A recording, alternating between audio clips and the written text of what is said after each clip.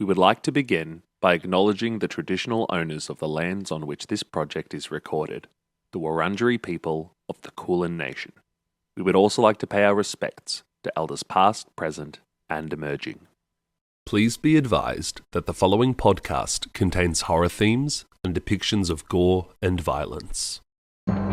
Gather round, goblins and ghouls, as we begin a new adventure, a new tale of mystery and malice, as we celebrate this Halloween with the spookiest thing of all, a D&D one-shot adventure. Welcome to the Down Under Dungeon podcast, Murder at Moroi Manor.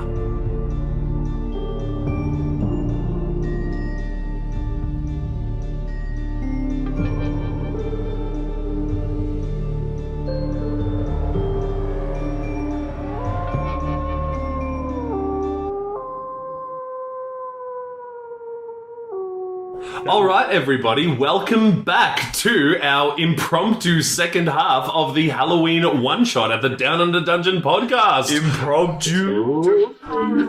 Spooky. Our producer is giving me death stare right now.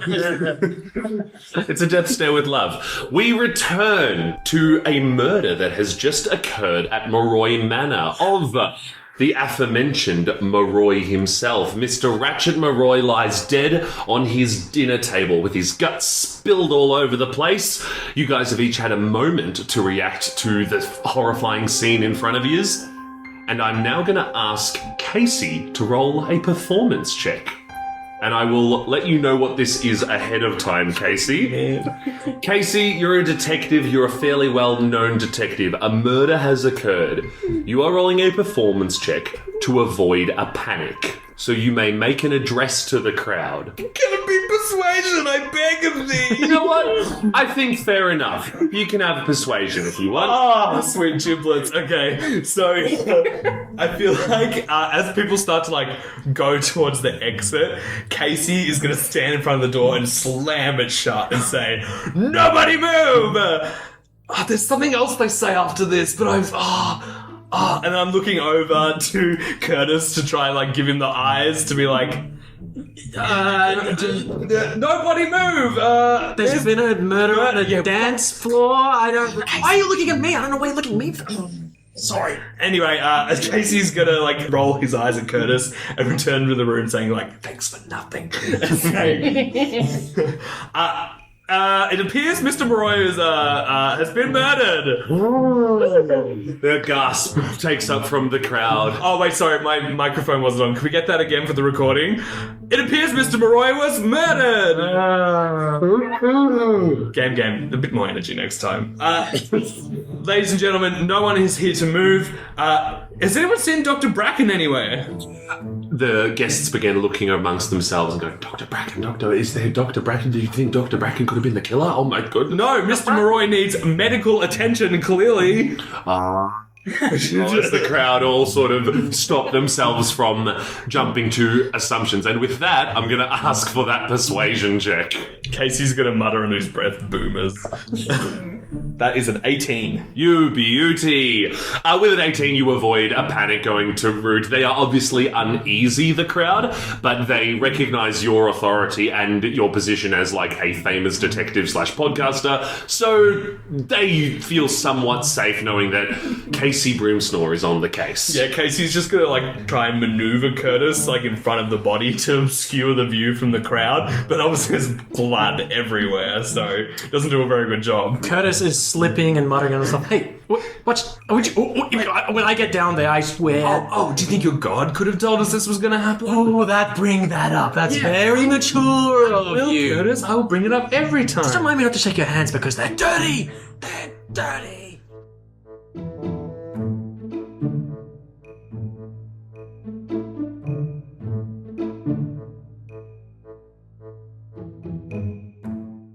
We are now going to enter a brief period of investigation. You guys, while not allowed to leave the room, as per the instructions from the detective, are allowed to make some checks into some clues that you might be trying to find. We can go in initiative order, or we can just go around the table as to what people would like to check in with.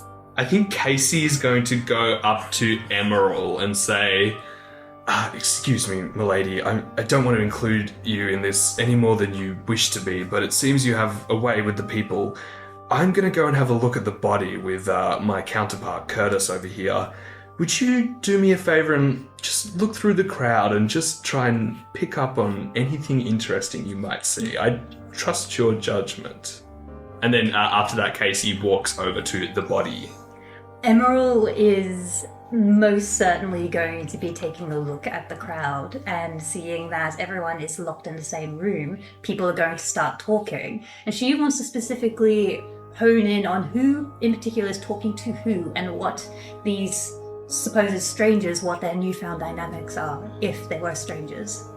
As you look around the room to try and ascertain who is making the most noise, the most conversation, who's taking up the most verbal space, your eyes are drawn to someone we haven't met yet, Judge Joanna Goanna and her wife Amanda Gander. They seem to be locked in a fairly heated, but it doesn't seem angry conversation, just like the kind of the general annoyance of two people who have been together for quite a long time.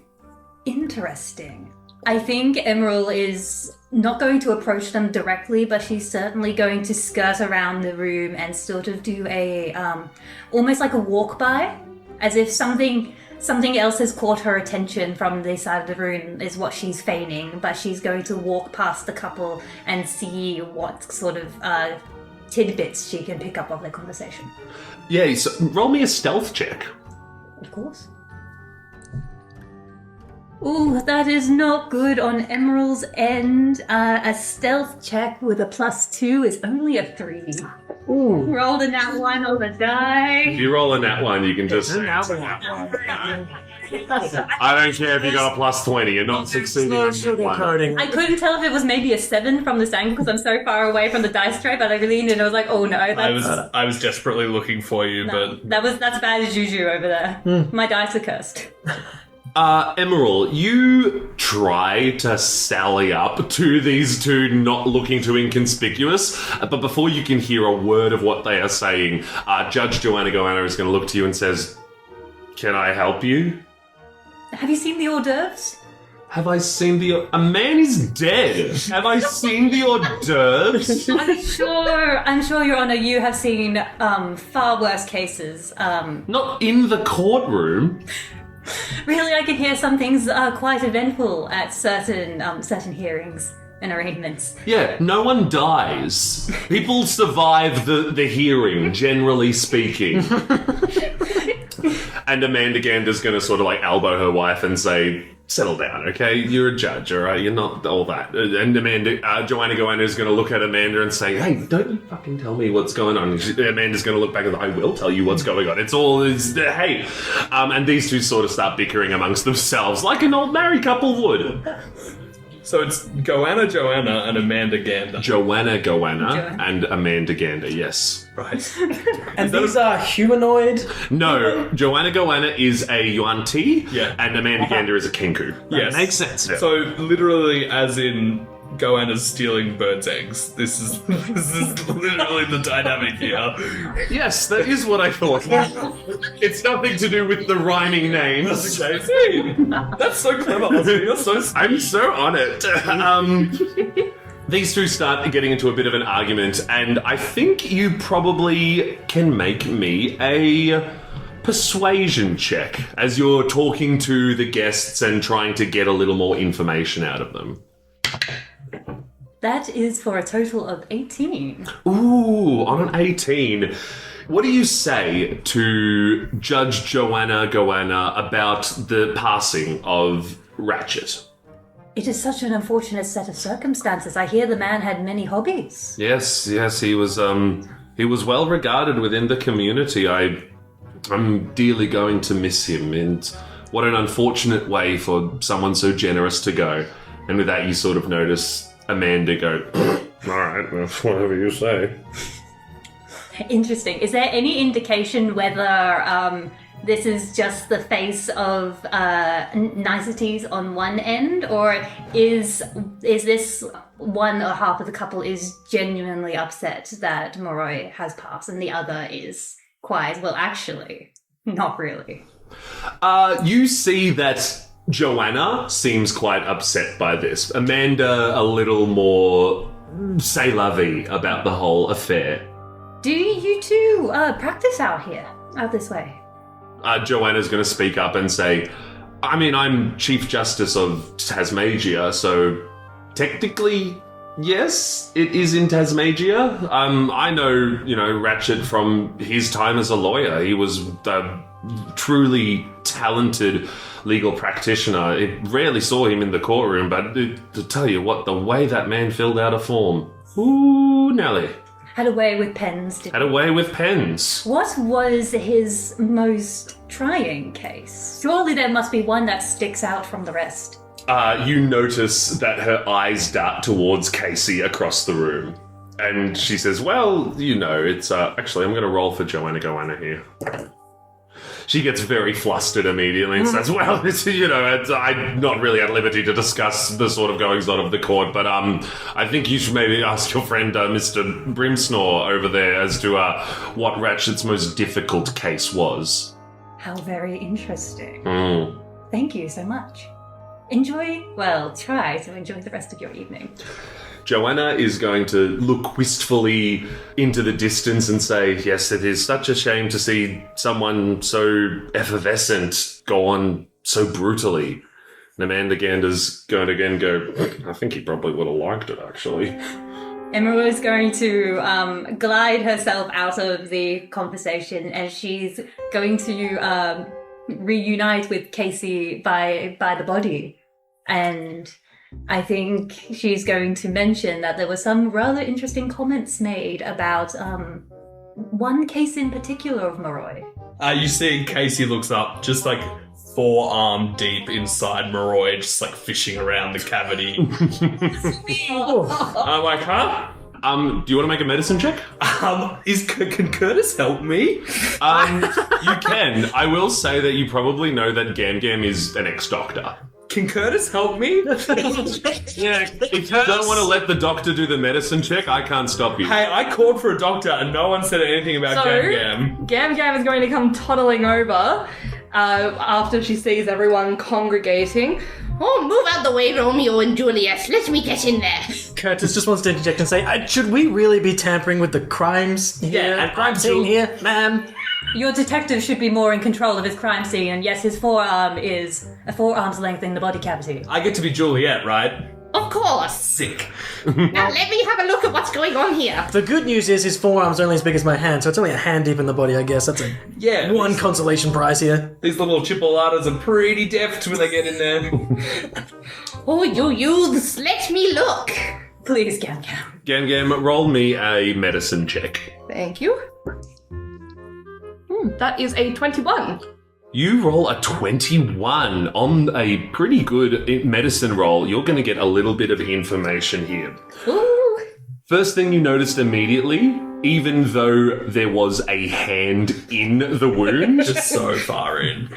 you recognize that it is not the only hand that has been in this wound. You look towards the edges of where the wound begins and ends, and you don't see where there should be a blade mark, something that would indicate some sort of thing cutting open the abdomen. Instead, you recognize that this was done by something's bare hands. You also notice on a 21 that a cut across the abdomen, pretty central sort of area, a lot of things going on. There should be a lot more blood than there actually is. There's a bit of blood, can't be helped, but there is not as much as someone who was alive 2 minutes ago. While this is happening, Curtis briefly checks to see if we have reception on his crystal, and then he Googles how to know if you have hemophobia. As you go to check something on your crystal, you realize that you have 0 bars. Oh, classic. Wait, Curtis is homophobic? Hemophobia. Oh! Maybe I'll say that again, just for the sake of recording. As you go to fantasy Google this, You realise that it is not simply shit Tasmanian internet that is slowing down this search result. It is not happening because you have no service. There is no ability to access the fantasy internet at the moment. Connecting Oddstralia, my left foot. If Gam Gam is relaying what she's learning about the body and she talks about there not being enough blood, Casey's already covered in his forearm. I think he's gonna, when no one's looking, just sneak the littlest taste, just to make sure it's blood. Can I make sure it's blood? Kind of like a nature check? Yeah, I was going to say, what do I roll for tasting blood? I guess he thinks that something's mysterious, so maybe it is Arcana. Yeah, would you like to roll some sort of trying to detect any sort of magic going on here? That's a 10. It's blood. There's not much of it, but it was in his body. It is blood. It is blood. It's blood. Casey's just going to go over to the nearest aristocrat and just wipe his mouth on their dress like a napkin. You see that Boots Applebottom goes, what are you doing? Get off me! Fine South Australian silk. Ma'am, this is an ongoing investigation and I'm going to need your cooperation. Who are you to command any sort of authority? I've already walked off. Sweet. With that, Marcus Larkey, your orcish friend who plays for the Madelaide Ravens, is going to stand up and loudly proclaim, what, are we not allowed to leave now? There's just been a murder. Why are we not leaving? You seem pretty keen to get on out of here, Marcus. What's the deal with that? There's a dead man in the corner of the room. Why are we all acting like that's normal and fine and okay? And he is going to attempt to leave. Utterly perturbed, I think Emeral is going to put a hand on Marcus's forearm as he's turning to leave, and I think she's going to say in the levelest voice that she can that you are not going anywhere. And yeah, she casts Friends upon Marcus. Oh, interesting. Could you read out Friends for me? Of course. So, Friends is, for the duration, you have advantage on all charisma checks directed at one creature of your choice that isn't hostile towards you. When the spell ends, the creature realizes that you use magic to influence its mood and becomes hostile towards you. A creature prone to violence might attack you. Another creature might seek retribution in other ways. Depending on the nature of your interaction with it, it lasts for up to a minute. Brilliant. Roll a persuasion check to see if you can convince Marcus to not storm off. With advantage, yes. Yes. Oh, thank goodness for that advantage. 18 is the roll. Marcus looks at you and says, I'm sorry, I'm a little claustrophobic. I get a little bit worked up. I've just seen a man die. I'm really not used to that. So, Marcus, are you fiending right now? Maybe. When was the last time you had a little happy jabby? A little snort in your tort, if you know what I mean. I think we're all having an extremely hard night, and I'm not sure if this is the precise occasion. Psst. And Curtis leads over to Gam Gam. What is a snort in your tort? Oh, kiddo, I don't think you want to know. Valid. Gam Gam's been snorting torts since. Gam Gam just pats Curtis on his shoulder. Marcus, in less than 60 seconds, you probably will have a reason to hate me, but I want you to know now that we must be unified on this front, and that no one must leave until this is solved. Oh my god. Right, well, Okay, honest. at the moment, I feel weirdly good about you, so I am just gonna, I'm gonna sit down, and I'm just gonna do some breathing. I think that's very... And he goes over to his chair again, which was nice and far away from the dead body, and he even turns it to be facing in a different direction. Is there any other things people would like to check out while we are stuck in this room? I usher Kacy over to me, and I go, hey, Kacy, sorry about the whole dirty hands thing. I'm a little bit flustered. Yeah. I think I might have a phobia of blood. But we're figuring that out, okay? And then, slowly, he stumbles his way through explaining the law and casts. guidance on Kacy. With that, once before the spell ends, the target can roll a d4 and add the number rolled to one ability check of its choice. You can roll a die before or after making the ability check. Wonderful. So whenever you need it. Kacy pretends not to notice the encouragement from Curtis. Oh, I was hoping that Emeral could do one more little check. I think Emeral has quite a unique history in her line of work, and so I think with Gam's observation about the lack of blood, I think perhaps Emeral is going to put just like a hand back onto her little reticule purse that she's carrying this evening, and taking comfort in feeling the item that's there. She's going to cast another spell. So essentially, Emeral is going to cast a magic circle which contains the crime scene in its entirety. Upon selecting a monster type, in this case, she will be selecting undead. Nothing can enter willingly into the circle, and theoretically, nothing can leave the circle either. So the crime scene at the moment is protected. Right, from being sullied. Well, we're protected from the undead that is now inside the magic circle. So it's just arcane crime tape. So, yeah, Arcane crime tape. against undead specifically. Undead cannot enter or leave. Okay. Any other type can. Can. Right. He doesn't immediately, catch fire or anything, does he? He does not immediately catch fire. In fact, you are welcome to test your theory and try and move him from the circle. With your permission, detectives, shall we assess whether the body is impassable to the circle? Kacy walks up and insurmountably kicks Moroi's foot and says, "Looks pretty undead to me, but I mean, wait, what?" No. Emerald is going to grab him by the pant leg, and she's going to just pull Moroi's body towards the. Actually, this is probably a very terrible plan Okay, she's going to grab him by the ankles instead, gripping around the socks, and then just try and tug him and see if he can leave the circle. And as you do, he does. He's not undead. He's just dead. Interesting. Right. Well, that eliminates one option. At least we know that he's not going to be coming back.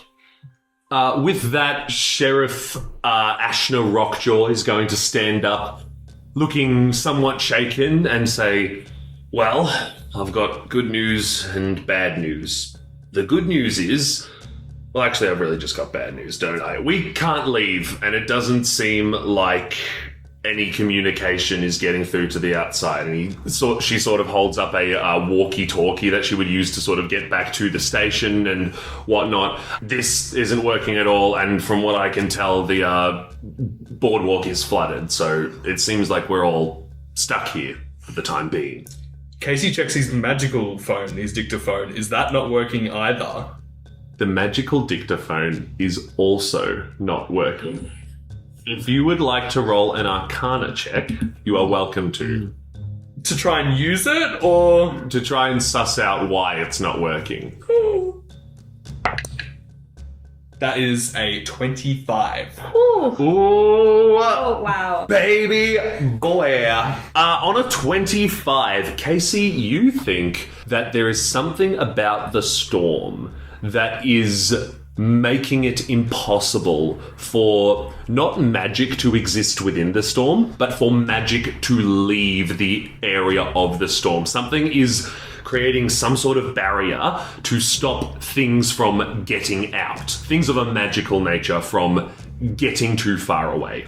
Basically, that to say is it's not going to inhibit your ability to cast spells or something while you're here, but any attempt to Send messages or teleports away will not work. I think Kacy's going to turn back to the crew, and specifically Curtis, and say, "It seems like they did not want us leaving this place after we got here."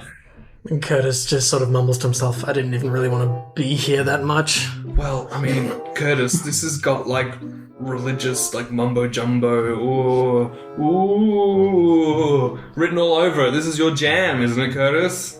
Well, I mean, no, raspberry is my kind of jam. This is not my kind of jam at all. Curtis, and you wonder why you're single. Actually, I'll have you...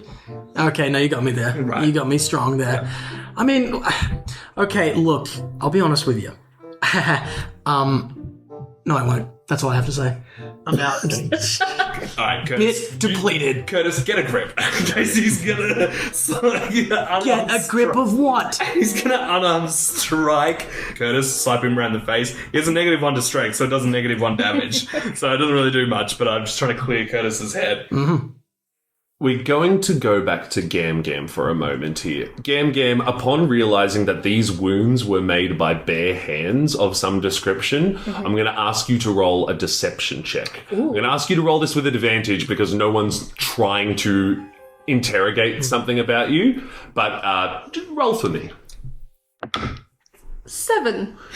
On a 7, a couple of beads of sweat start running from Gam Gam's head as she realizes how incriminating this could be for her if someone else were to notice the strength nature of how these wounds were made. And I think that's part of why Gam Gam has been silently observing, and almost like her brain is reawakening and the cogs, the sort of clicking into place, has that realization. Sweat drips down. Does Curtis, do we notice this? Yeah, you can all make an insight check to try and notice Gam Gam. Okay. I rolled a 12. 12 for Curtis. For Curtis. 18 for Kacy. Emeral on a nat 20. Ooh! Oh. On a nat 20, Emeral, you notice Gam Gam looking stressed. And on a nat 20, I'm going to say you notice that Gam Gam doesn't look guilty, but looks like she's realizing that she might be the fall person here. I think Emeral is going to not sit down, but just lower herself down next to Gam Gam near the body. I think she clocks it definitely, and she is going to acknowledge Gam Gam and go, if you think that you are in danger, you need to point in the other direction. Where's the other doctor? Oh, I don't know. She's not here. So she must have run off. Did the detective not see where she went? I thought he was meant to have good eyes. Honestly, the detective, I think, is haranguing the poor journalist. So I think he's rather occupied. Has anyone seen Bracken? Just pulling out loose organs. I think I'm the journalist and my organs are staying inside my body. Oh! Thank you. This. Yeah, I saw that too, and I was like... Sorry, he's haranguing the wrong one. No, haranguing works. No, it's... That's all, Emerson. As you ask to see if anyone has noticed where the doctor is, everyone starts glancing around, noticing that the doctor is not here, and Sheriff Ashner is going to speak up and says, well, it sounds like we've got our suspect. I think that the prudent thing to do now is to split up and to search the rest of the house. Agreed? Again, Curtis starts profusely sweating and says, but what if there are more than... What if there's more than one culprit, ma'am? I scream.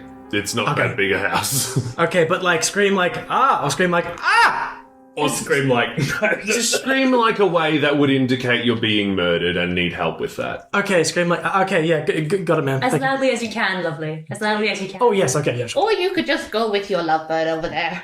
Oh, sure, yeah, okay. No, I've had enough of Curtis you mean- one day. you mean Detective, why don't you... If that sounds like a splendid idea... Detective, why don't you accompany me to Mr. Morroi's office, if you wouldn't mind?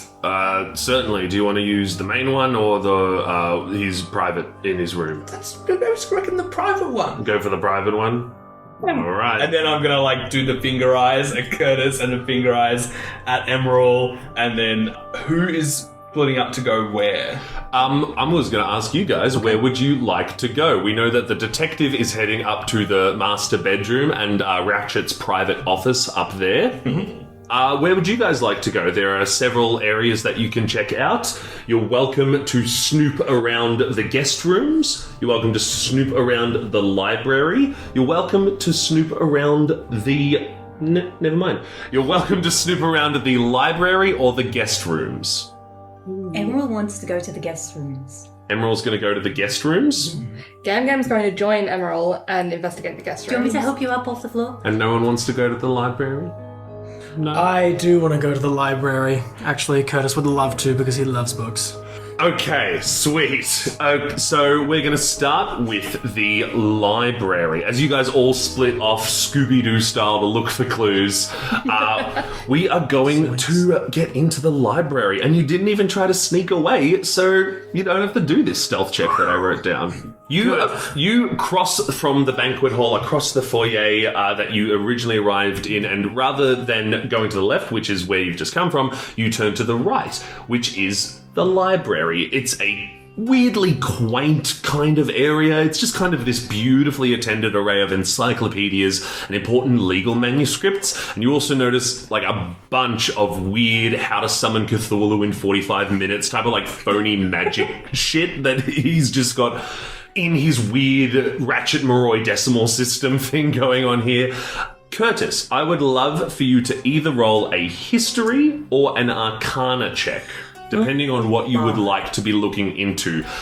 History will be looking into stuff about the house and the area specifically. Arcana would be looking into, like, magic and the magic of the area. Like, history is to do with construction, and Arcana is to do with, like, the natural magic going on here. Oh, wow. Both great options. I feel as if Curtis is very interested in the property here in the land, so he's going to do a history check. And I feel like knowing what we know about your relationship to Mr. Moroi, knowing a little bit about the property and the property law and how this fuckwit managed to get a land in a national park is probably on point for your character. Beautiful. Here we go.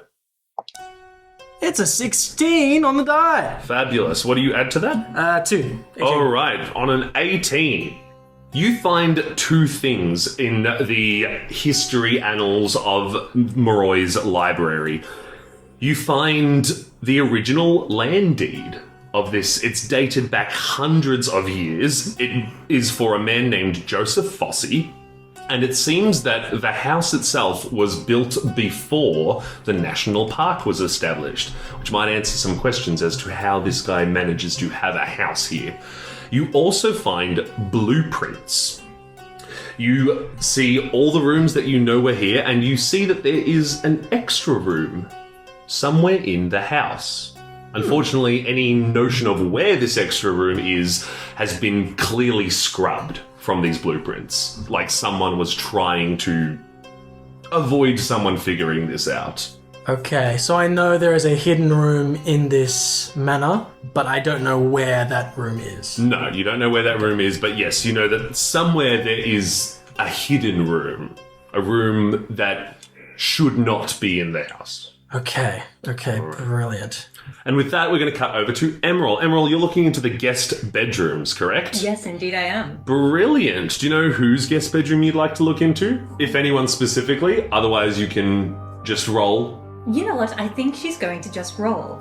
All right. See if you roll a general investigation check for me to see how close you've kind of come.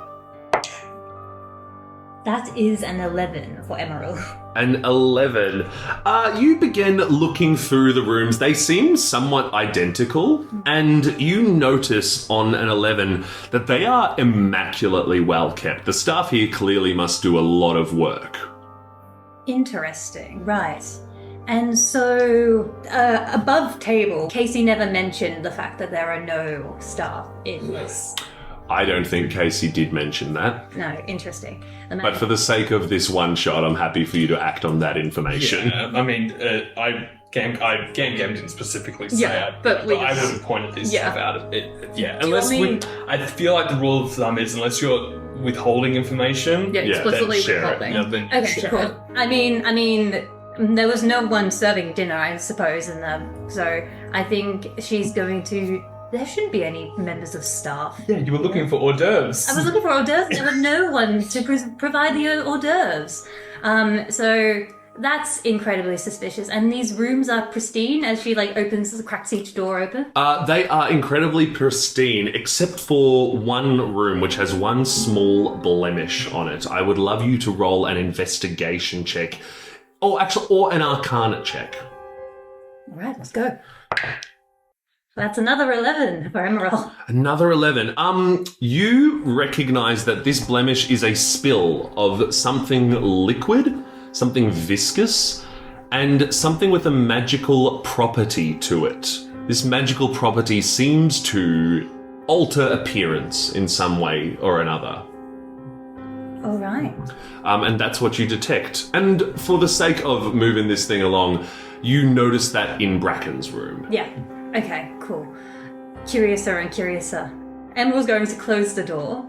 She's going to turn around and...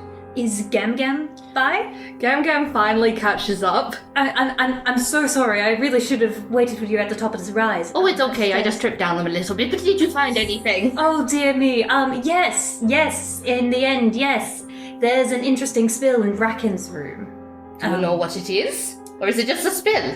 No, something magically inclined and something for transformations. Oh, very interesting. Was there anything else?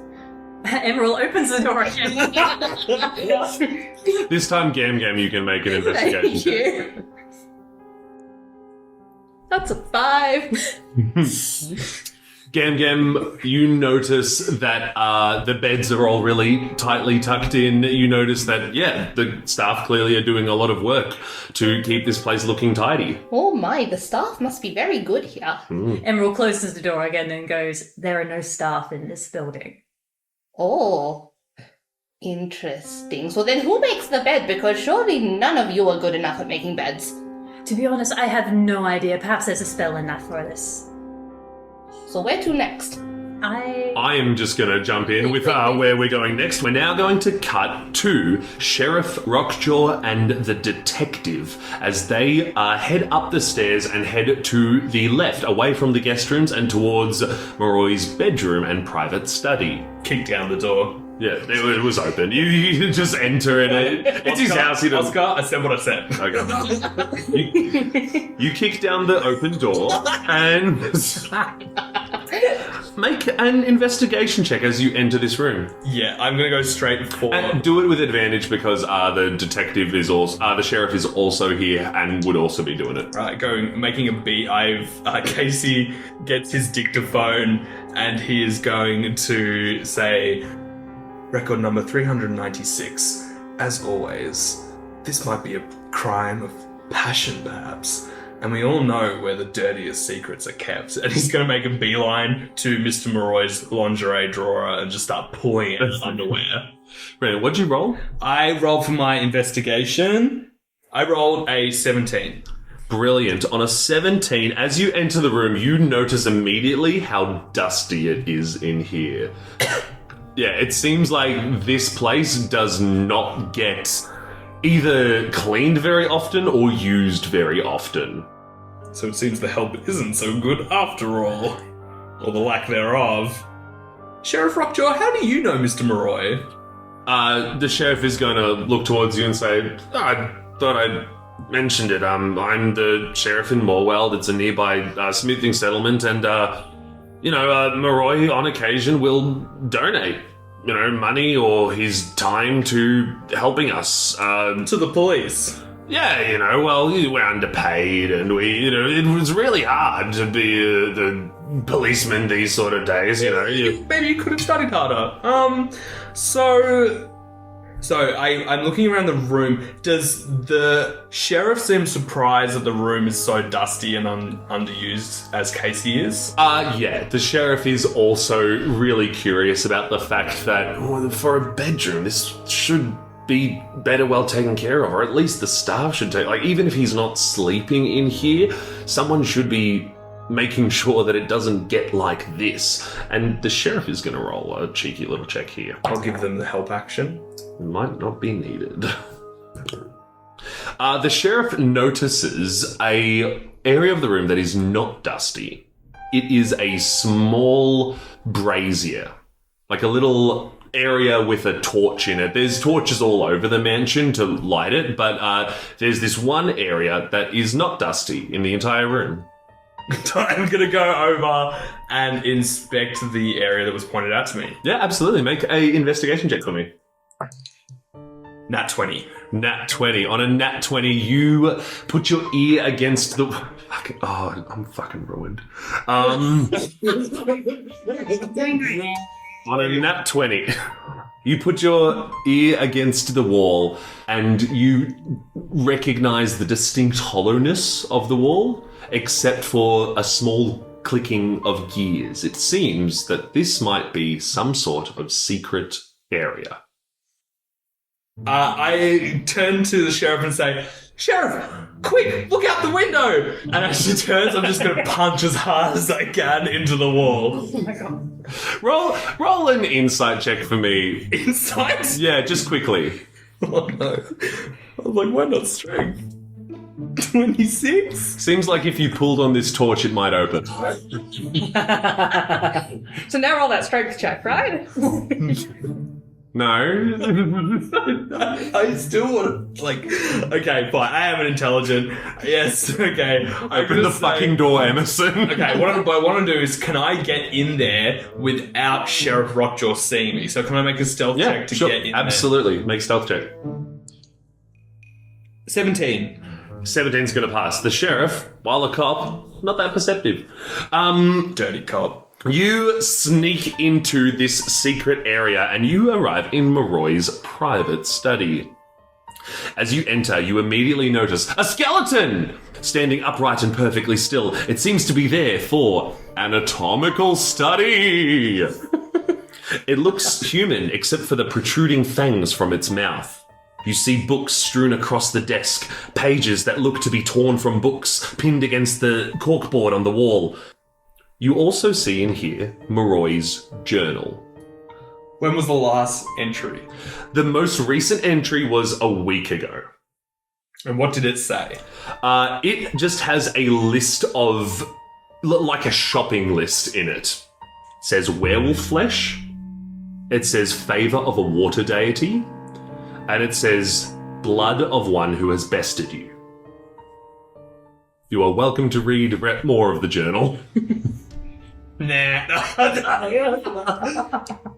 I will peruse the journal as I return to the library. Just for a general skim on what information I can get from the time it takes me to get there. Brilliant. Quickly give me a stealth check to get out without the sheriff seeing you. 13? On a 13 is also going to do it. Like, it's not that hard to sneak past this cop. I honestly don't care at this point. Yeah. You sneak out in quotation marks, and try to head back down to the library. As you are going to be skimming through the book. There's a lot to get here, so I'm just going to give you like the dot points as we are going through them. You start at the start, because that's where these things tend to start. I'm a young man travelling to Tasmajia in the employ of one Joseph Fossey. He wishes to spread his gift to the great southern land. Skim through a little bit more. I've made myself invaluable to my master, contributing significant financial and legal aid to him. I oversaw the construction of this very house, and I disposed of the bodies of those who were unfortunate enough to question what it was they were building. I'm an old man now, and after decades of faithful servant, my master has finally given me what I want. When I awoke, I was spawn, and I am alone. Skim through a bit more. Months have passed and no sign of my master. When I sought to leave to find him myself, I was overcome with a great pain as if my insides were suddenly acidic and corroding my skin from the inside out. You skip forward a few more. Perhaps my maker had grown tired of eternity and granted me what was promised before seeking his own demise. Perhaps it is just a cruel joke, and my maker fled knowing that I could never follow. But it seems that I cannot cross running water, and as such I am stuck on Tasmajia. Skim through it again. I have turned my attention towards finding a cure for my circumstance. While my resurrection to true life seems beyond possibility, I am beginning to identify inconsistencies in the nature of the necromantic rules which govern unlife. I realize that the rules of magic are no different from the laws of man. They are subject to interpretation and compromise. If I could prove my worth, could I potentially ascend? And one final entry before you see the little shopping list that you saw before. I have devised a ritual in which I can offer these symbolic trophies in order that I might prove my legitimacy to Lilivik, the Blood Queen. And then it's the shopping list. When Kacy...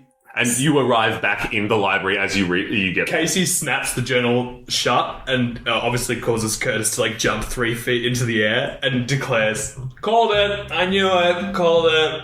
I was always right. Am I not always right?" What, you called that you're a 4-foot walking nightmare? Oh, shit, dude. Look, quote my Instagram handle back to me as much as you like. What is it? What's up? What did you find? Well, Moroi's a little thirsty boy by the sounds of it. Thirsty? He's dead. Well,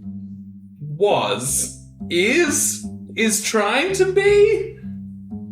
I think Moroi might be a vampire. Oh my god. You know this for certain? And then I'm gonna chuck the skull of the vampire that was in the skeleton. I'm just gonna chuck the head like I'm passing a football to Curtis with the fanged teeth on it. I'm gonna go ahead and not catch that. Last god. Oh, are you allowed to touch that, or do you burst into flames? Or is that the other way around? I don't know what you're talking about. Look, if this is your idea of a joke, Mr. Kacy, well then it's not very funny. And what have you been doing while I've been around?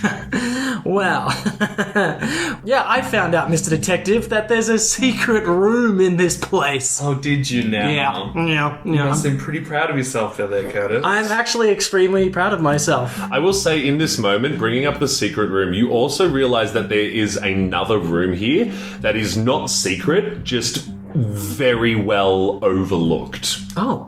And it is the cellar. It is found under the stairs. Okay, cool. Hey, this cellar, I'm gonna go check it out. Going down to the cellar? Going down to the cellar. Before I do that, Curtis, do you have the pants to go down to the cellar? cellar pants? What Yeah. are those? What are cellar pants?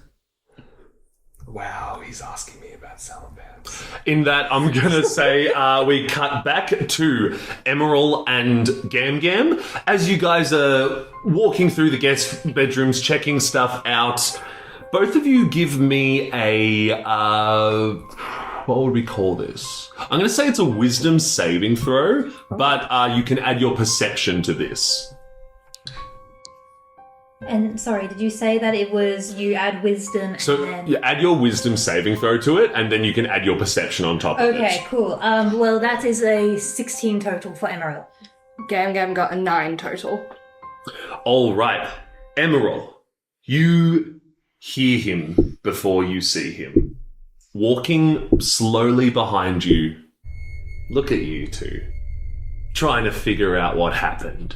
Trying to figure out who the murderer is, who could possibly have done this. You've missed all the big clues. Everyone else is making massive strides. What do you think you guys are up to? So who's saying this? That's, yeah. Emeral is going to do a very slow turn backwards to see who is speaking behind. And as you turn around, you see Ratchet Moroi standing in front of you, slow clapping like the dick he is. You have certainly become quite a great entertainer this evening. You know how to put on a show. Yeah, well, I needed something to keep you all here for a little bit longer, didn't I? And he's going to attack you. I need you two to roll initiative. Oh, good golly. That's a 10 for Emeral. Gam Gam got a 9. And with a better dexterity score, Ratchet is going to go first. Ratchet is going to come straight at you, Gam Gam, recognizing that you are the greater threat here. Not Gam Gam. Not me, I'm hardly a threat. No one. Oh! Nah, Gam was a homeowner. He is going to take a first attack at you. What's your AC, Gam Gam? 14. He hits. He's not going to do any damage, but he is going to grapple you. He's going to take his second attack to try and bite you. Does a 21 hit? Does a 21. Just yes. yes. We don't need the sass. We don't need the sass. Sorry, I just. That's okay. Come on. That's all good. He is going to rip into your skin. He's going to deal you a cheeky little. Not much. He's going to deal you 5 points of damage. This is going to reduce your hit point maximum. So, 5 points of damage, and you feel a little bit of your life force sucked away. I'm also going to need, because it is Gam Gam, you are going to need to roll a Constitution saving throw. Yes, sir. Let me know if you roll lower than a 10. That is a 13. You resist the urge to freak the fuck out in this moment against your will, sweating. holding it together, knowing that this could be very bad if things were to go sour in this moment. That is the end of Moroi's turn. All right, Emeral, it's your turn. Okay, just so to reset... You guys are in one of the guest rooms. Like, he has gotten you while you were doing a little bit of investigating. Okay, awesome. And he's just tried to take a bite out of Gam Gam. So He has taken a bite. Is he grappling her? He's grappled her and is like, has sunk his fangs into her. Her legs are off the ground. Okay. She is like Yeah. struggling and sweating. Okay. I think what... I just want to be clear about this. He's bitten your arm. He's bitten your arm. Okay. I think what Emeral is going to do is that she's going to dive right in there and try and put like her hands over his eyes, and she's going to cast light in his eyes. Holy shit. Is light a cantrip? Light is also a cantrip. Fucking Oh hell. my god. The conditions for light. You touch one object that is no larger than 10 feet in dimension. Until the spell ends, which is an hour, the object sheds bright light in a 20-foot radius and dim light for an additional 20. If you target an object held or worn by a hostile creature, that creature must succeed on a dexterity saving throw to avoid the spell. So would it make more sense to do it on Gam Gam then, because he's holding Gam Gam? I was also going to say it says object. So in this case, I think she's still going to like grab over his eyes to try and get like purchase. She will cast it onto his suit jacket then. Brilliant. What he has to roll a... Dexterity saving throw. What, does it give you the number? It's against It's my spells. What's your spell? DC save? 14. DC 14, dexterity saving throw. He adds a +6. He makes it, unfortunately. It doesn't end up working. Can I still try and rip him back? Yeah, you can make a strength check to try and like get Gam Gam out of there if you would like. And this will be opposed, by the way. That is a 16. He rolled a 14. You successfully free Gam Gam from this, however, not without fucking up Gam Gam a little bit. As he is biting into Gam Gam, you realize that he is not attempting to like suck your blood. He is attempting to rend your flesh from you. He is taking like a bite of you to rip out a bit of it. Ugh. Oh gosh, I think Emerald's going to like pull him off and try to twist into the space instead and go, I'm sorry to Gam Gam. And just try and like shove him, like trying to shove him back like as much as you can. And at the end of your turn, unless you have bonus actions or... No, you use your strength check to I don't think do so. that. I think it's also an action to cast Mage Armor, which Yeah. is the only thing I would have done. No, not going to let you. At the end of your turn then, Moroi is going to go again. He is going to use a legendary action to make a sleight of hand check against you, Emerald. This guy. This is... You don't get... What favourite... You what a deity. You actually don't get to roll for this. This is your passive perception that he will be rolling against. Oh dear. What's that for me? It's an 11 for passive perception. Oh, dearie me. Oh dear. Oh no. On a 13, he is going to make it as he reaches into your bag and pulls out the small statue that he originally commissioned for you to go get. But he has used the legendary action to do that, and as thus, it is now your turn, Gam Gam. For those of you listening at home, Amber's character has a bit of homebrew stuff added to it, which we will get into as it pops up naturally. Cool. Gam Gam is pissed. She's going to pick up her walking stick and go and attack him.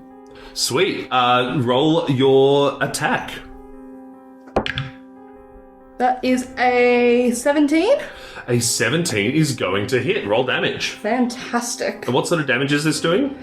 This is doing versatile two-handed 1d8 bludgeoning damage. All right, sweet. Plus 3 is 6 for the damage. Brilliant. And as that is halved back down to 3, hit is going to be Roy's. No?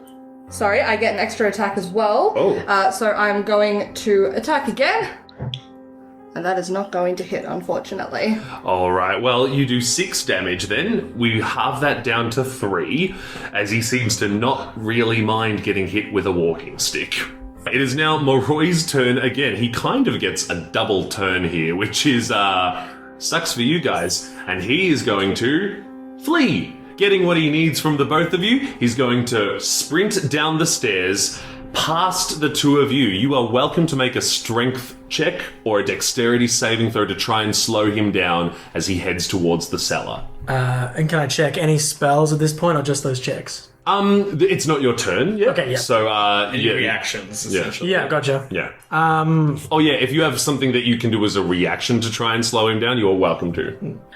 Yeah, I might go ahead and make a strength check to see if I can slow him down. Yeah, go for it. This will be opposed. Yeah, sure.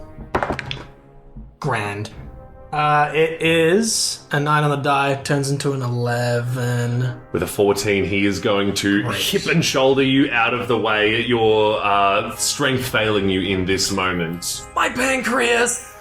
Kacy, is there anything you'd like to do? I have no strength, so Casey's You're gonna... welcome to make it like a dexterity Yeah, check. Casey's just gonna fall on the floor in front of him. Like he just goes limp on the staircase. Brilliant. So trying to sort of trip him up. Sweet. Again, this will be opposed. Opposed dexterity. Yeah, so he's going to try to dodge you effectively.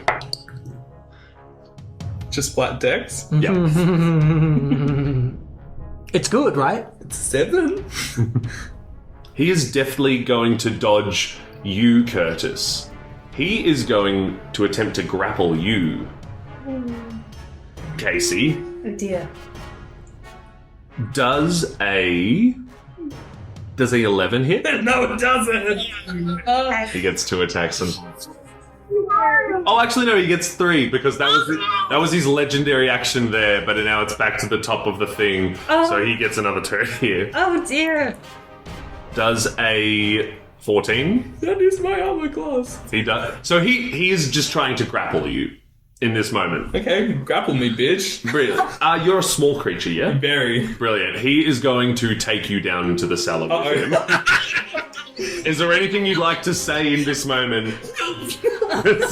Brilliant. You guys all hear help, and then you hear the slamming of a door as Moroi takes Kacy down into the dungeon. We're going to follow Kacy down there, assuming that you guys are coming as well, yes? 100%. Brilliant. Is anyone ignoring Kacy? No. Good. No. Look at you guys go. Kacy, you are dragged down into the dungeon, into the cellar against your will. Hot. You descend a staircase and continue down a long and winding tunnel until you see a ominous green light in a clearing at the end. You enter into the dank cellar. The walls are adorned with several braziers, each burning with an ominous green flame. Towards the back of the room, you see a 10-foot diameter pit, the edges rimmed with a black oil-like ooze, and a foul stench spilling from its gaping maw. Ratchet is going to drag you over to the pit. And that is where his turn ends. Oh. He used up everything to get here as fast as possible, bringing you with him. Oh my god, I thought we were just about to go to a third session. Like a 3-shot? No, thank you. Now, what we're going to do to resolve this, Kacy is already in the room. So I'm going to ask Kacy to roll initiative now. Mm-hmm. That is a nat 1, but as a halfling, I re-roll my 1. Yes, well done. but I have to use the next one, so... Oh. 16 for Kacy. You are now going to be going ahead of Ratchet Moroi. He has just used his turn. That brings it back to the top of the initiative order, technically. Kacy, it's your turn. I know about werewolf flesh, water deity, and someone who's wronged you from the journal. The blood of one who has bested you. If he's holding me, he can't be holding the statue and the flesh. Yeah. Those are small enough to sort of tuck into his... Okay, so I don't see those. You can make a investigation or perception check in this moment, I'll say, to try and ascertain whether he would have those things on him. As a Quisitive Rogue, I can make a perception check as a bonus action. Oh, beautiful. So I will do that. You have guidance, I think. I don't think it's going You to can help. add 4. A D4? Yeah. Oh, You can save it if you want. so... I'll add your guidance, thank you, Curtis. Hey! 10. You suspect that he very well may have everything he needs in this moment. Or at least have those 3 things that were written in the book. Do I get the idea that I am the person that wronged him? You certainly do get that idea. I will... Being the only person to ever get him in any legal trouble ever. Wow. He's a very good lawyer. Okay, I'm gonna use my action to hide. You are welcome to give it a crack. Where is there anywhere to hide? Yeah, so it's a cellar. There are like these 2 shelves with, wine bottles adorned on them. Right. So there's braziers that are lining like the outside of the room, and you could probably try and sneak into the thing. I will need a dexterity or strength though to break the grapple that he's got you in. It's not a grapple in the sense that he's trying to hold you in place. He was trying to bring you here, so it was more of a carrying grapple. So the strength check or dexterity check is not as high. I have halfling nimbleness. You move through the space of any creature that is a size larger than you. With halfling nimbleness, I'll say that you can just slip through his fingers and attempt to hide here. Sweet. I think I'm going to go for the exit and then double back and then try and jump into one of the wine barrels. Oh, so you're trying to think that make him think you're going back. Okay, sweet. Yeah, roll your stealth check then. Come on, baby. Don't do me like this. Huh. That is a 1 which I reroll. That halfling luck has not helped at all today, except for right now. 15. 15 is going to pass his passive perception. You hide as you duck behind the barrels. Ratchet in this moment. Where are you? Just fart very lightly. I can smell. And with that, I think you guys all arrive in as well. I'm going to ask for new initiative rolls. That might seem counterintuitive, but it's like a new fight has kind of taken place. 17 for Gam Gam. Gam Gam got 17. Curtis gets 19, which becomes 18. Okay, nice. Emeral rolls a nat 20. Nice. Nice. What was your initiative? +2, so that would be a total of 22. 22. And what was yours again, Emerson? 16? 16, yeah, I think so. Okay, we're going to begin a proper old fight now, aren't we? Yes. We are going to kick things off with Emeral. Emeral, as you enter, you see Ratchet looking around, trying to find where the halfling has snuck off to. Right. How far is Ratchet from me? How big is the cellar? So the cellar is about 60 feet long. It's a big fucking cellar. It's got a lot of wine barrels, but it is long and fairly narrow. There are these 2 rows of shelves that have a lot of wine bottles on them that you can walk behind because someone needs to they're backlit with these nice lanterns, right? So it is relatively narrow. Ratchet is probably about halfway down, so I reckon he's about 30 feet away from you, give or take. Awesome. And then on the other side of him, you see the pit as well. Awesome, okay. 30 feet from here. Yeah, so the pit is right up against the back of the room. Just for clarification, so Emeral has a trait with Genie's vessel and the bottled respite. And once per short rest, she can magically enter her vessel and can stay in there with it up to 6 hours and use a bonus action to leave if she wants to. Does that have to be, she has to be touching the vessel? That's such an interesting question. I'm going to say roll an Arcana check to see if you can try and get into the vessel without being in actual contact with it. Alright, let's go and roll. That is a 13 for the Arcana. 13 for Arcana. I reckon you would need to be within like 10 feet of it. Okay. But I think as you get closer to it, you could probably like dive into it. Okay. You know what I mean? Yeah, Emeral will move her full 30 feet in between these wine barrels down into the cellar. She's going to reach out towards the vessel in Moroi's hand, and she's going to pull on whatever connection she has with this deity and suck herself into the vessel. Brilliant. You jump into the vessel. You see in it the Bogan genie that is your warlock patron. He's sitting there in a Bintang singlet, just... Centrelink hat. Yeah, Centrelink hat, Monster Energy hat on his... No, stop using brands, Oscar. This program is brought to you by Centrelink. He's sitting there in a Simtang t-shirt, which is kind of like a water plane version. He comes with a Hellfire Bay, which is like there is some like satanic shit going on, but he is from the water plane. And he just looks over and says, "G'day. Good evening. It's been a while since you popped in. What's going on out there?" Quite a dramatic turn of events. Did you still happen to need that lozenge from earlier? No? Good. Amazing. More lozenges for me. What sort of scene am I looking out onto here? In here, it is basically a small stretch of like island with everything that you could want on it. He's magic, he can pretty much summon anything he wants, and he's surrounded by water. It's like a little demi-plane of water. Wonderful. Absolutely amazing. Okay, so Emeral has just used her action to cross into... Wasn't it bonus action? It is an action to enter the vessel. There's a bonus action to leave the vessel. Okay, absolutely wonderful. I think she's going to hunker down into this vessel and she's going to ask her deity what the heck is going on with Moroi. What do you reckon his deal is? Like, is he some sort of fiend? Why does he want you? You are a very attractive antique frog, but... Thank you, I appreciate that. But, like, what is he? Is he a fiend? Is he, what's the deal with him?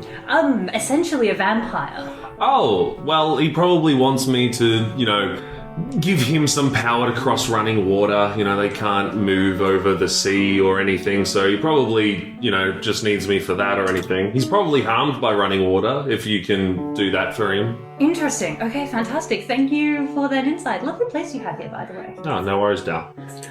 Can you not give him the ability to run? Just like, can you not give him a favour, please? Yes, Emeral is going to wait until her next round to leave the vessel, but she's... Sweet. We're now going to go to Curtis. Curtis, it is your turn. You have seen Emeral just run up and jump into Moroi's pocket. Okay, slightly stunned by that, and... actually, I'm so sorry, yeah? Emeral. It is going to be Ratchet's turn. Oh, dear us! Ratchet is going to use his legendary action to move. And I don't think anyone is within... Oh, actually, it doesn't matter. He is going to move up to the pit. And he moves with an extraordinary speed. Okay. He is very fast. Curtis, it is your turn. Okay, how far are they from me? They being Ratchet. Ratchet and the bottle. Yeah. So he has used his movement to run towards the pit. Okay. The pit is 10 foot wide in diameter, so he is 50 feet away from you. Within 60 feet is what I'd say. You have 30 feet of movement if you would like to get closer. I will use my movement to get closer. Brilliant. So you just run straight forward, or do you want to try and duck behind one of the shelves? I think I'm going to duck behind one of the shelves. Sweet. because, yeah, charging into things headfirst is not my forte. I'm going to try and use Hold Person to stop him from getting to the pit. Ooh, that would apply here. Go for it. Yeah, so just to give you the rundown, I can choose a humanoid within my range. He is humanoid. And they've got to succeed a wisdom saving throw or be paralyzed. Brilliant. What's your wisdom saving throw? I have a spell save of 14. All right, he is going to roll, and that's an action to cast, yes? Yes, Just that's correct. He fails. Oh, yes! He is successfully held in place for this moment. Everyone make a insight check. Alrighty. Just for free. Oh, Except you, Emeral. I don't think you can. 26. I'm just going to go and say no one beat a bet at 26. On a 26, you notice that despite him moving with a speed of an insane speed that would suggest that he is a legendarily powerful creature, he does not seem to be able to just throw this whole person off. I'm going to whisper out, good job, Curtis! Curtis, it's still your turn. You still have a bonus action if you would like to cast something. sure thing. Although Curtis would never admit it, at least not in this situation, he is actually kind of moved and happy about that and sort of sheds a silent tear. I've always wanted to be liked by him. Then my turn. Sweet. All right, it is now going to be Gam Gam's turn. Gam Gam. You're at the entranceway. You've seen Emeral jump into Moroi's pocket. You've seen Curtis with some savvy spell work duck behind a shelf and hold Moroi in place as these chains of light shoot from his hands and wrap themselves around him and freezing him like that. Gam Gam, sweating, hair kind of frizzing up a bit, is going to, at a speed much faster than she's been going at, start running up to where he's staying. Now this is 60 feet away from the entrance, right? Yeah, 50 feet at this point, but yeah. Yeah, cool. She's going to use a dash action to get all the way there with 70 feet of movement. Absolutely. Beautiful stuff. Gam Gam, I'm going to say seeing some terrifying shit in this moment, Yeah. you're going to need to make another wisdom saving throw for me. The DC has bumped up by 2. Oh, okay. That's a 6. Gam Gam. Unable to hold it in any longer, you go into an unprompted rage and transform into a fearsome werewolf. Freaking the fuck out. However, I will say this, due to some of the specific homebrew rules on this, you have now suffered an unwilling transformation, and it immediately triggers your savage charge, which basically means you attack the closest creature to you, except for the one that triggered the wisdom saving throw. However, nothing's really triggered that in this moment, so you are going to charge towards Ratchet Moroi and attack him in this moment. Now, you've already used your action to dash, but I will give you your bonus action to make a claw attack if you would like to. I would love to do that. And now, because he's paralyzed, does that mean I get advantage on that? Believe it's a thing of Any attack that hits the creature who is paralyzed is considered a critical hit if the attacker is within 5 feet of the creature. Mm-hmm. Do you have the movement to get up there? I've already said I use 70 feet of movement. Oh, Yeah. God. Absolutely. You got up there. You can only do one, but you do need to hit. 16? A 16 is going to hit. Go ahead. Yes. And so for critical hits here on the Down Under Dungeon podcast, basically how it's going to work is you are going to do the max damage on one roll, and then you're going to roll again to see what you would add to that, rather than rolling the die twice. Does that make sense to you guys? Mm-hmm. Sweet. Okay, so what are we starting with? So we're starting with 8 plus 3, so 11. So 11, and then roll for us. Plus 7, 18 points of slashing damage. 18 points of slashing damage. You remember as you strike your claws into this vampire's flesh that he was resistant to bludgeoning damage. He seemed difficult to deal with. You notice in this moment that he seems to suffer the full weight of this, as if something in your claws specifically bypasses any immunities or resistances that he might have. Fantastic. Brilliant. You do 18 points of damage to Ratchet Moroi. He is going to make another wisdom saving throw as he took damage. Rolls a nat 1. He is still paralyzed. And a good thing too. He's not far off finishing this thing. Alright, that is going to be... Yeah, no, it is. It is going to be Kacy's turn. Kacy, you have your action, your bonus action, and your movement. You are currently hidden from Mr. Moroi. Yes, so I'm hidden, which means I get sneak attack, which means I also can just go up to him and do a critical sneak attack on him. Oh, shit, dude. Wow. Go ahead and roll your attack. So you see, it's with advantage too. Sorry, you do get advantage and they're paralyzed. 14. Just not gonna... Somehow being sneaky and stealthy. That sucks. You fail to hit a paralyzed vampire.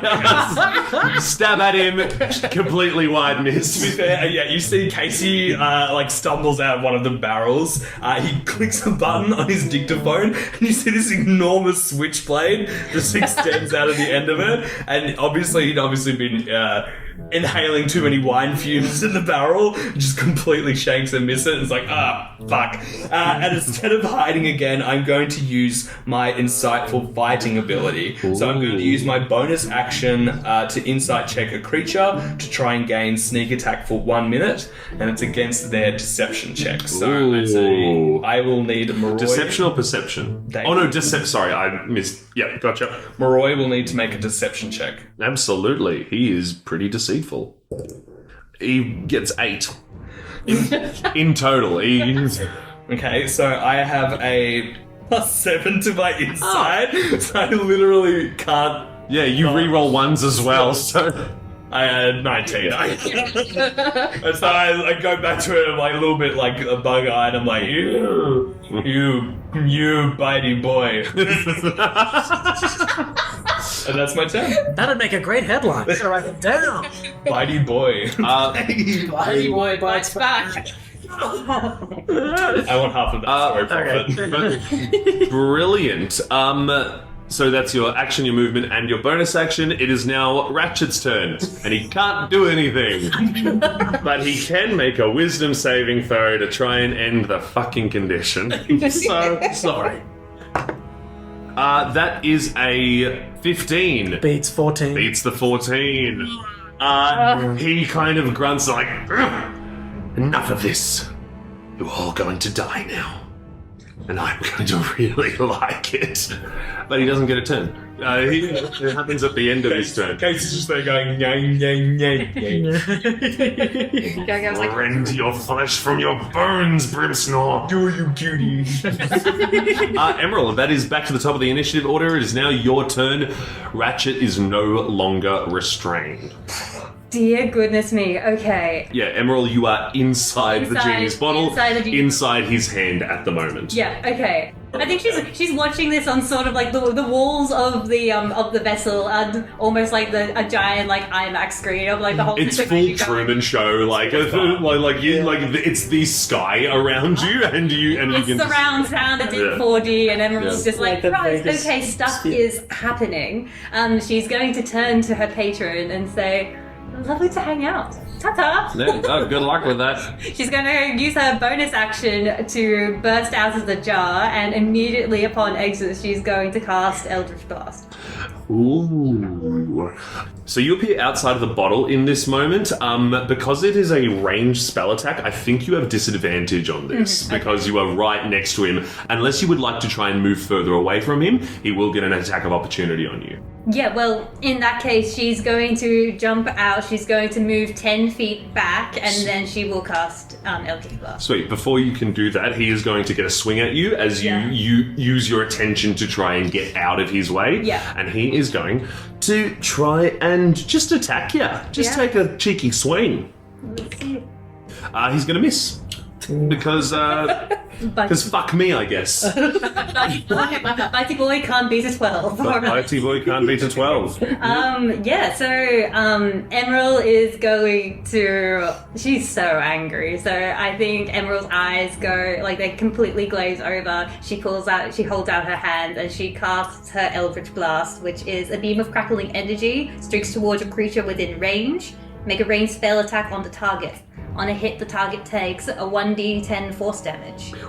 Brilliant. And I think you at level 5 would be doing this twice. Like you get an extra thing. So there's 2 streams at level 5, and then Emeral also has an extra 3 cold damage. okay, go ahead and roll to hit. Would you roll twice for it, or roll once and it would count for twice? Roll twice. Okay. Roll twice. Okay. So yeah, roll 2 d20s to see how well you do. Okay. I don't know what I'm up against.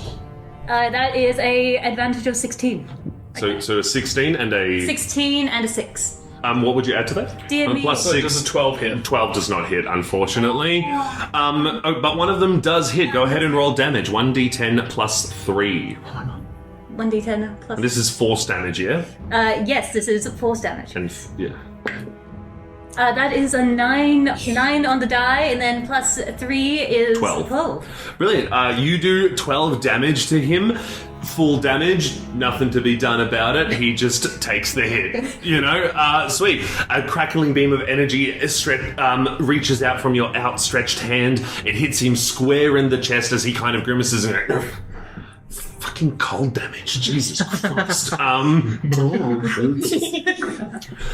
It is then his turn. Uh-oh. Oh, God. He's going to use his action to throw the statue into the pit. Oh. As he does such a thing, you hear from the pit,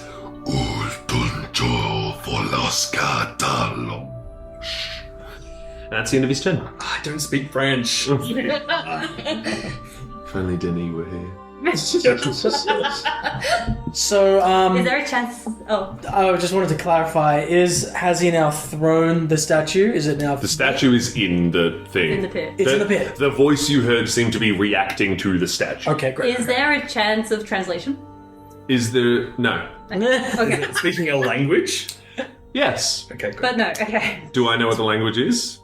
No. But you're the DM. Curtis, it's your turn. Oh my goodness gravy. So many spells and so little damage do they do. I feel like Casey's egging him on, like egging on a little brother to fight something. I'm like, hit him! Just hit him! Yeah, I think I will. With your hand! I think I might just have to hit him. So I'm going to use my movement to get up close to him, and then I'm going to give him a whack with my mace. So you're going to use your mace. I am going to use my mace. Hell yeah. Yes, I whip. That's a spread. I wanted to make this. Sweet. You roll to attack with your mace. Roll damage. Roll to hit, sorry. Yes, good call. D20. Where is that? There you are. 17. Is going to hit. Okay. Roll damage. 5 Plus 2. plus 2. Brilliant. Seven. For a total of 7. Brilliant. That is your your movement and your action. Do you have a bonus action that you'd like to do, Curtis? I'm not gonna lie, I never know what to do with a bonus action. Do you have any bonus action spells? Well, I mean, I could use Healing Word, but I think we're not too bad on the hit point front. Maybe you. That's all I can think of, though. I can't heal anymore. Yeah, right, good. You don't have to. I'm just gonna say, I know it's lame, but no, I'm not gonna use a bonus action.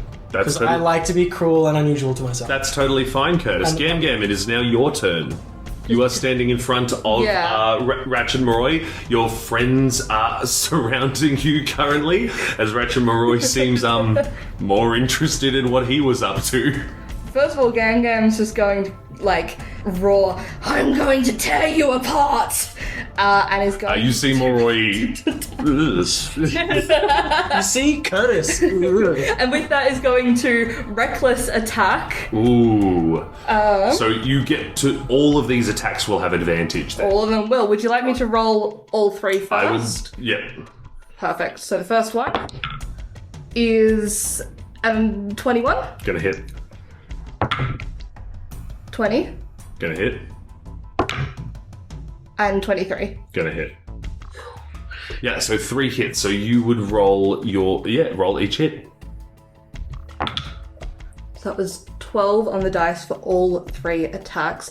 Plus 15 is, I believe, 27 points of slash. I mean, to be fair, she hit 3 times. Like, yeah. 27 is... Straight up, I'm mauling this guy to death. Bang, yeah. Yeah. Slash, crash, bang. You rip into this motherfucker, doing 27 points of fucking damage. And you're the fucking werewolf, aren't you? So that means it doesn't get halved. So from... That's how Twilight should have gone. he is looking fucked up. It is now his turn.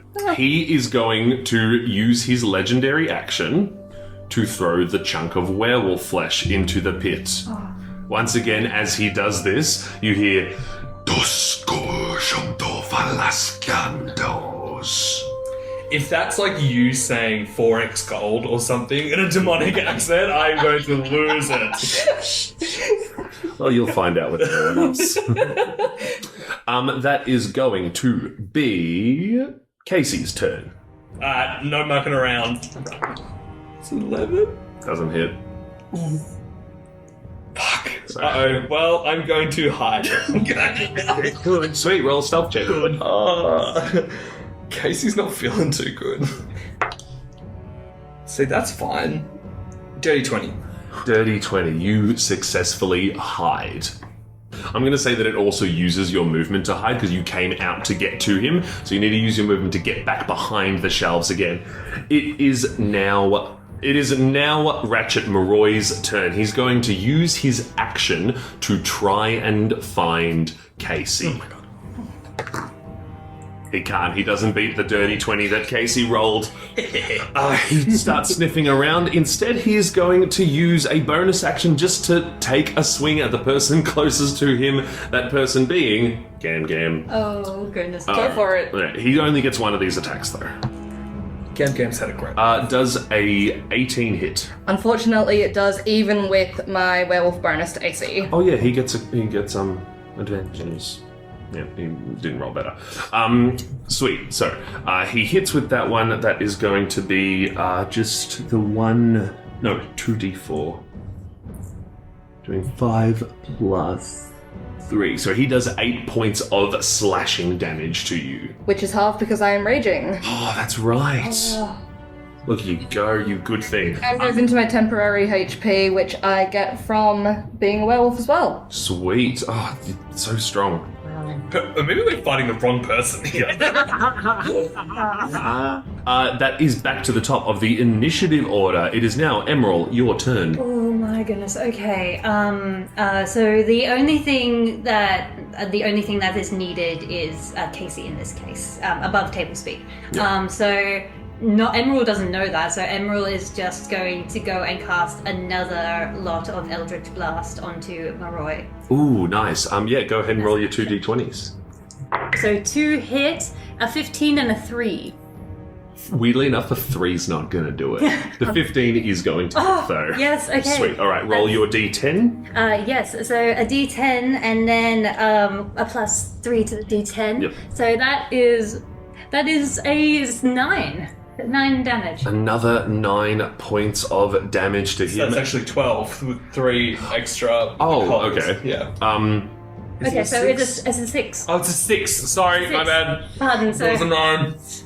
Expect this from the rest of the Emerson, but not from you. Well, then, misguided. All right. He's not looking great, gang. With that 9 damage, he is getting fucking pissed. You still have your movement and a bonus action. So Emerald can't do much with a bonus action. So, did he just toss your patron into the hole? He has just tossed my patron into the hole. But apparently a patron still lives, so that's... The ritual isn't complete yet. No. Oh. Emerald is going to take a look around the room at everyone and see that things are going crazy. And she's going to take steps back towards the hole. And Wait, towards the hole? towards the hole. Okay. Emeral is going to jump in after her patron. Emeral, you are welcome to do as such. I want to be a good DM and say that it may not be in your vested interest to enter this strange demonic pit. Fuck it, it's a one shot. Yeah. I think we just gotta trust that she can't do anything else, and her contract is still technically valid, so I think she has to go and abide by the contract. So whether it is willing or not, the contract states that she has to be the one to return him to the ocean. So whether it is Emerald's choice or not, she's pulled into the hole. All right. You move towards the hole and you jump in. Hot. That is going to be the end of your turn. We will resolve that when we get a little later. It is now going to be Ratchet's turn. Ratchet again. Well, for the first, Ratchet is going to use a legendary action because they reset, and he's just going to try and find Kacy again. Oh, goodness me. Doesn't make it once again. Gets a 19. Very close, but no cigar. Oh my god. That's his legendary action. He is fucking burning through them because he needs to find Kacy. Curtis, it is now your turn. Sure. Does he get an action at all, or just no? His action is to perceive. Just yeah, that's it. Okay, cool. One to check. I'm going to use Guiding Bolt to try and give him a wallop of damage. There we go. Just cause. Brilliant. Go ahead and roll damage. Roll to hit. Yeah. Roll to hit, sorry. Roll to hit. Yeah. Please. 15. 15. Plus. 15's gonna hit. Okay, great. I'll take it. Cool. And then it is just a matter of 66 Oh, plus shit. 6. Sorry, 6d6? You tell me. What level are you casting this? Third level. So Is that good? There's 3. Okay. That's There's really 4. good. There's 5 and 6. Okay, great. Sweet. Yeah, go ahead and roll damage. Okay. 18. Am I getting the maths correct? 18? I got 18. So, 18. 18 points of radiant damage. 18 points of radiant damage. And I believe the next attack gets advantage on the target. It certainly does. I will also say that some stuff has been happening behind the scenes at the end of the rounds. Basically, Ratchet heals himself unless he takes radiant damage. So you have done not extra damage to him, but you have slowed him down significantly, and he is looking worse for fucking wear. Grand. Unless you have a bonus action you'd like to... But I was wondering, could I throw something to Emeral? As a bonus action, what are you throwing? Well, many years ago, to make a long story short, my father gave me this rod and I had no idea what to do with it. But it's got a little switch on it. I will say you can absolutely throw that to Emeral in this moment. What you're doing is very cool. I have this stick rod thing. Just talking to you, Emerald is falling down. What did you say? So, just here's the rod. I throw a rod to you. Brilliant. That is the end of Curtis's turn. We will resolve more of that in a second. That is going to be Ratchet's turn once again. Of course. I know it's so hard. You guys get so many turns and he only gets one, and he has to take more than one turn. So he is going to go again. Again, just really needs to find. He really needs to find. In fact, he's going to burn 2 legendary actions here. Ooh. Just to give himself advantage. He gets exactly 20. He finds you and can't do shit about it. He just pops open the barrel and I'm just like stuck in there. But he is well aware of where you are. He sees you tucked behind the barrels and the wine drugs. Copyright. Are you ready to die, Mr. Brimsnore? Because I'm ready to kill you now. Honestly, that would probably be good for my podcast, so... Sweet. And Gam Gam, I believe that's your turn. Fantastic. Time to tear this motherfucker apart. Nope. First one doesn't hit, All right, and that's the only one that you get advantage on. but I get advantage regardless because I'm reckless. So you're going to reckless attack I'm going to now? reckless attack now. Okay. Yes. 21. 21 hits. 14 points of slashing damage. One hit. How does it look as Gam Gam in a werewolf form kills Ratchet Moroi? Gam Gam lets out this growl. Good luck hunting down my friends in death, and tears him in half.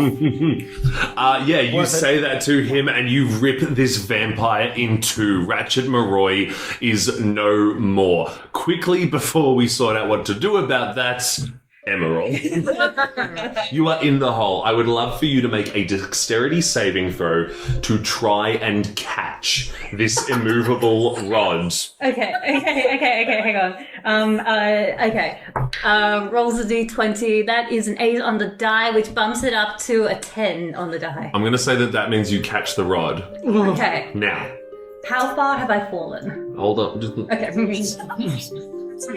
him focus. Let him cook. You've jumped into the hole.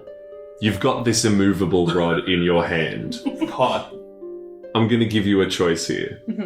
You can choose to try and collect your patron's idol. You can choose to activate the rod to not enter the hole. I have, in the break, decided what's going to happen to you if you enter this hole. Okay. I'm not going to tell you what that is. Okay. You are going to make a choice before the character. Okay. Recognize the tone in which I say this. And proceed as you wish. And I'm just going to need everyone's d10s. Dear goodness me. Okay. Does Emeral have any indication of how far she has fallen or how deep this pit is? In terms of indication of how far you have fallen, you can still see, like, out the entrance. You are not that deep into it. Okay. In terms of how far there is to fall, We don't know. No idea. Is there a Emeral, you can choose to try and get your thing, or you can turn on the Those are your options in this moment. Okay. You jumped in the hole. Emeral has Emeral has the rod in her hand though, right? Yeah, you've got And the until rod. it's activated, she continues to fall. I can see the shyster look at you. I think that ultimately she knows what she wants to do. She wants to survive. She has a plan and she has a goal. However, this contract is really, really dragging her down quite literally at the moment. So Emeral is going to use her action to go back inside the vessel. She's going to immediately say, "Hi, bye," use as her bonus action to get out of the vessel, grabs the vessel with whatever movement she has left, and then she will wait for a next turn to activate the staff. Okay. You're going to need a sleight of hand because you are jumping into it and then jumping out of it and trying to grab it before it falls too far away from you. Yeah, okay. This sleight of hand represents your ability to grab it before it's gone out of your thing. Okay. Roll a d20 for me. That is an 11. 11's just not going to cut it, I'm afraid. Both you and the idol continue to fall. I've got 6d10 here. I'm going to need 2 more. Oh.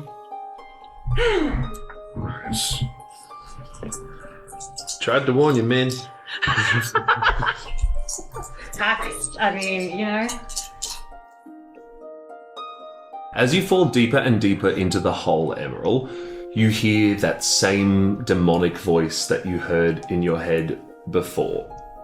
No longer speaking in an ancient language too old to understand, but in the common tongue. You would fall for your patron. It's kind of how contracts work. Fair enough. And you take 41 points of damage. Psychic damage, I should say. Emeral Sanjack has a max HP of 43. All right, you're still alive. You're still falling. Oh my word. Considering that you guys have all exited combat at this point, I'm going to say that collectively you can do something to try and help Emeral out in this moment. But, is there something you guys want to try?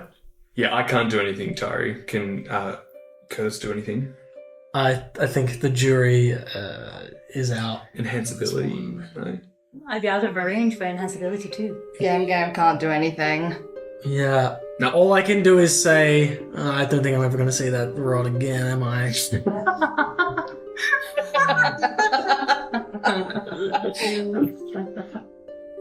Okay, Emeral, it is back to your turn. You are continuing to fall through this dark, seemingly endless pit. You are not holding the idol yet. Welcome to make a sleight of hand check with your action, if you like, to try and get to grab it. Would that count as an action? Yes. Yeah, we've established a contract. No, that is a 3 on the die. Oh no!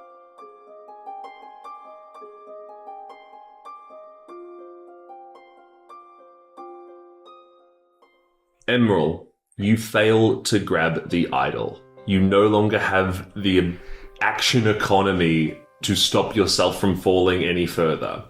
Having 2 hit points left, I really don't see the point in rolling to 8d10. Emeral, as you leave this mortal world, what do you think it is that... what do you think escapes from the hole in terms of a final word you might say to your compatriots? I don't think there are words. I think it is rage. Rage at a goal and an aspiration unfulfilled. And I think that it is just silence that greets the party above as Emeral falls. You guys don't hear a thing. You can call out to her, but there is no response. Kacy turns to Curtis and is like, yeah, you're not getting that rod back. Damn. You guys have killed the vampire. You figured out who killed Ratchet Moroi, the answer being no one. He wanted to get you all here for a ritual in order to transform himself into a true vampire. You guys notice as you come back up through the cellar that the storm has cleared. Apparently some connection towards the vampire who was living here was creating the storm, and it's no longer flooded. You are free to leave as you see fit. Curtis sort of squints his eyes at the light, which it feels like an eternity since he's seen it, and he sort of wipes his glasses as well. Jeez, that was one hell of a night. There's just one thing I just don't quite understand. One question that's just unanswered in my head. Kacy, why was Moroi going after you when everyone knows that I'm the one who bested him in that interview, that puff piece I was meant to do? I was his nemesis, surely, right? I mean, there's no way it could be you, right? Casey's not even looking at Curtis. He's looking at his phone that's got reception again and is just like lightly patting his arm, and he's already sent his location to Peggy to send a chopper to pick him up. And Gam Gam, what do you think you say as another adventure comes to an end for you? Gam Gam's still a werewolf at this point, right? No, it's the Daylight. The daylight. Oh, okay, cool. Transformed back. Yeah, I'm like, Grandma's bleeding. Missing a chunk of the arm. I think Gam Gam sighs. Oh, well, all's well that ends well. I guess it's time to finally retire. Put Gam Gam in a home. Put Gam Gam in a kennel. And as our 3 remaining heroes chant kennel, kennel, kennel, kennel, that is where we're going to end this Halloween one-shot for the Down Under Dungeon podcast. I am Oscar. I have been your Dungeon Master. Thank you all so much for playing tonight. Thank you. Thank you. Thank you very much. And now I believe we had another selfish plug from Sophie. This may be quite the selfish plug. I am a costume student studying here in Melbourne, and our end of year exhibition is finally coming up. Dope. We have less than a month to prepare, and we have so much work to do. But we would love to extend an open invitation to come and see our exhibit on the 21st and 22nd of November. It's going to be held at the Melbourne Polytechnic campus in Paran at the WDT Theatre. And we would greatly appreciate and love to see as many people there as possible. So if you're interested to see upcoming new work from a variety of fantastic costumers and amazing people, and to see what may be new coming to the theatre and film scene, we would love to see you at this exhibition. Awesome. Well, thank you all so much for tuning in to this double feature one-shot. A special welcome to anyone who is new to the Down Under Dungeon podcast. Please don't forget to follow us on our socials at Down Under Dungeon Pod, or from our link tree. Send us or tag us in any of your fan art, especially for this one-shot, or email us at downunderdungeonpod@gmail.com. Also, please leave a 5-star rating on both Apple Podcasts and Spotify. Bye. Bye. Oh my god, it's terrifying.